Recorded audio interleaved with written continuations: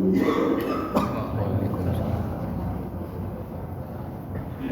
alhamdulillah, wassalatu wassalamu ala rasulillah, wala hawla wala quwwata illa billah. Allahumma rabbi shrah li sadri wa yassir li amri wahlul 'uqdatam min lisani yafqahu qawli. Amma ba'd. Hadirin kiram, para jamaah, para bapak, para ibu, alhamdulillah wa syukurillah, malam hari ini, malam yang ke-10, kita kembali ditakdirkan Allah Subhanahu wa taala untuk bisa melaksanakan sholat kita yang nanti akan dirangkai dengan sholat tarawih.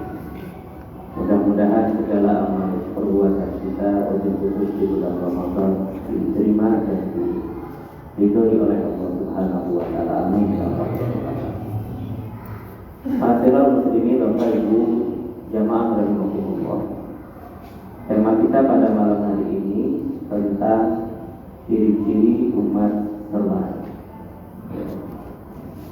Kenapa kita perlu tahu bahwa kita umat Islam, orang mukmin, orang muslim adalah orang yang dipilih oleh Allah, umat yang dipilih oleh Allah, supaya muncul perasaan confidence, percaya diri bahwa kita bukanlah orang-orang yang mengidap penyakit mental inferiority kompleks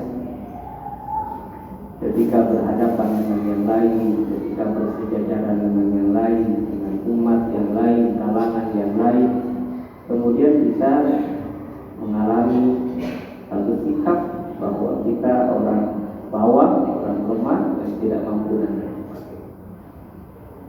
Terkait hal ini kita lihat dalam surat Al-Baqarah ayat 143, Allah Subhanahu wa taala berfirman, "A'udzu billahi minasyaitonir rajim.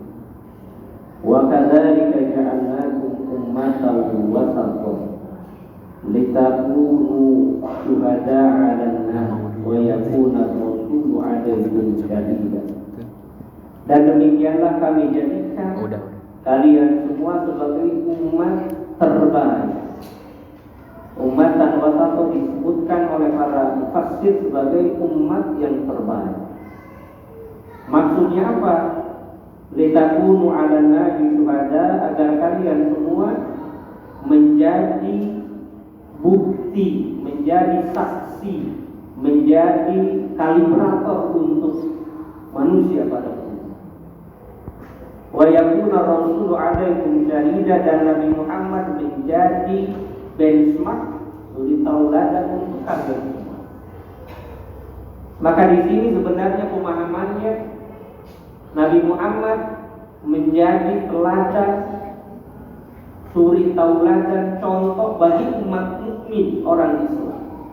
Dan setelah itu maka orang muslim, orang mukmin harus menjadi contoh teladan, benchmark untuk umat yang lain. Ini desain ideal yang digambarkan oleh Allah Subhanahu wa taala di dalam Al-Qur'an. Meskipun umpamanya ketika kita melihat kondisi realitas sekarang, justru umat mukmin atau muslim itu bukannya menjadi pelopor, namun lebih banyak menjadi pengekor. Umat muslim di zaman sekarang bukan menjadi trendsetter, namun lebih banyak menjadi follower. Padahal kalau kita baca sejarah dinasti Abbasiyah, hampir 600 menguasai dunia pada saat itu, 600 tahun menguasai dunia, umat Islam menjadi pelopor. Kemudian kita lihat lagi Umayyah II di Andalusia menjadi the golden bridge, jembatan emas untuk kemajuan barat di zaman sekarang. Nah, oleh karena itu, ma'asyiral muslimin jamaah tidak sholat tarawih yang berbahagia. Kemudian kita lihat lagi dalam surat Ali Imran ayat 110, Allah Subhanahu wa taala berfirman, "A'udzu billahi minasyaitonir rajim. Bismillahirrahmanirrahim. Kuntum khaira ummatin ukhrijat lin-nas." Wahai kalian orang mukmin, orang muslim, kalian adalah umat yang terbaik yang dikeluarkan oleh Allah untuk manusia. Umat Islam itu didesain oleh Allah, dipastikan oleh Allah, diberikan label oleh Allah sebagai umat yang terbaik. Dengan catatan yang pertama, ta'muruna bil ma'ruf wa tanhauna 'anil munkar wa tu'minuna billah. Umat Islam akan menjadi umat yang terbaik bila mana yang pertama, ta'muruna bil ma'ruf, memerintahkan kepada perkara-perkara yang baik. Ketika umat muslim secara keseluruhan pada posisi apapun, pada profesi apapun bisa mendorong untuk ta'muruna bil ma'ruf, memerintahkan kepada perkara yang baik, maka ini sudah memenuhi indikator yang pertama. Idealnya umat muslim menjadi pelopor untuk pelestarian alam, menjadi pelopor untuk kemajuan peradaban, menjadi pelopor untuk kemajuan sains, teknologi dan lain sebagainya. Termasuk umpamanya banyak berbuat baik dan seterusnya. Ini idealnya umat muslim.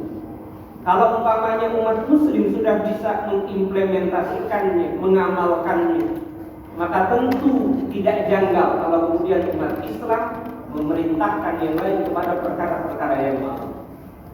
Namun sebaliknya akan terasa aneh kalau umpamanya umat muslim di antara kita memerintahkan perkara yang baik, sementara perkara yang baik itu belum kita lakoni dengan tepat, belum kita laksanakan dengan maksimal.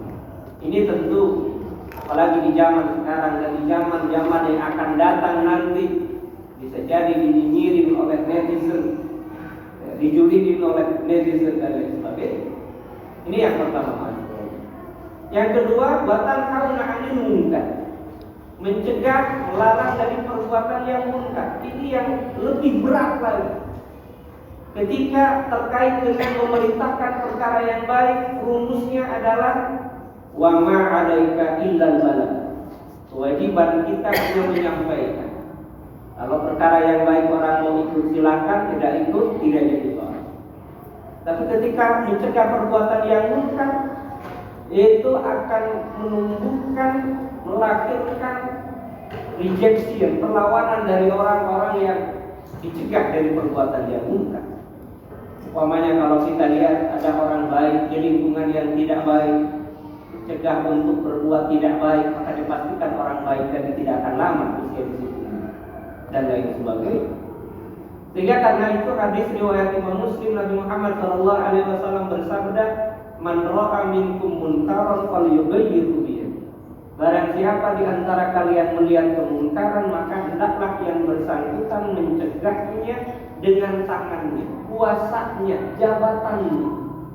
Baik kuasa jabatan dalam politik, ekonomi, sosial dan lain sebagainya. Ini yang pertama. Fa in lam yastati, kalau tidak mampu, babi lisani, kalau tidak mampu dengan tangannya, maka dengan lisannya. Dia senantiasa menyuarakan pencegahan dari perkara-perkara yang tidak benar dengan lisannya, mengajak banyak stakeholder untuk mencegah hal tersebut. Kemudian kalau tidak bisa, fa in lam yastati fa biqalbi, kalau tidak mampu maka dengan qalbunya, hatinya, berdoa kepada Allah. Wa dzalika haqqul iman, dan itu wujud dari iman yang paling lemah terkait dengan persoalan-persoalan tersebut. Dan yang ketiga, ma'asyiral muslimin, wa tu'minuna billah. Ciri yang ketiga adalah beriman kepada Allah Subhanahu wa taala. Kenapa tu'minuna billah diletakkan oleh Allah sebagai indikator yang ketiga, bukan yang pertama? Bayangan kita idealnya tu'minuna billah wa ta'muruna bil ma'ruf wa tanhauna 'anil munkar. Namun Allah meletakkannya ta'muruna bil ma'ruf wa tanhauna 'anil munkar wa tu'minuna billah. Karena ternyata ada korelasi dengan potongan ayat berikutnya. Ini dalam istilah ulumul Quran disebut dengan ilmu munasabatil ayat. Di mana kemudian Allah melanjutkan, walau amana ahlul kitab lakana khairan lahum. Seandainya ahlul kitab itu beriman, niscaya itu lebih baik untuk mereka. Minhumul mu'minun wa aktsaruhumul fasiqun. Di antara ahlul kitab ada orang-orang yang beriman, namun kebanyakan dari mereka adalah orang-orang yang fasik. Kenapa kemudian Allah Subhanahu wa taala menempatkan bagian yang kedua ini terkait dengan ahlul kitab?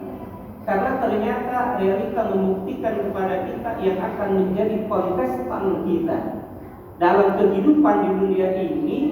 Umat Islam itu akan berkontestasi dengan kalangan ahlul kitab, Yahudi dan Nasrani. Sekarang umpamanya kita lihat itu, ya, kenapa umpamanya kita di internal umat Islam Indonesia, di bangsa warga Indonesia ribut persoalan Piala Dunia U20 umpamanya. Ya. Salah satunya karena keributan itu diciptakan dari saya. Nah, oleh karena itu, ma'asyiral muslimin, Bapak Ibu hadirin hadirat yang berbahagia, menjadi catatan kita di malam hari ini bahwa ciri-ciri umat yang terbaik itu diwujudkan pada 3 indikator. Yang pertama yaitu memerintahkan perkara yang baik, yang kedua mencegah perbuatan yang munkar, dan yang ketiga beriman. Yang berimannya itu bisa mengungguli dari apa yang dilakukan oleh orang-orang ahlul kitab. Demikian yang bisa disampaikan pada malam hari ini. Mudah-mudahan ada manfaatnya. Akhirul kalam, billahi taufiq wal hidayah, wal hidayah. Wassalamualaikum warahmatullahi wabarakatuh.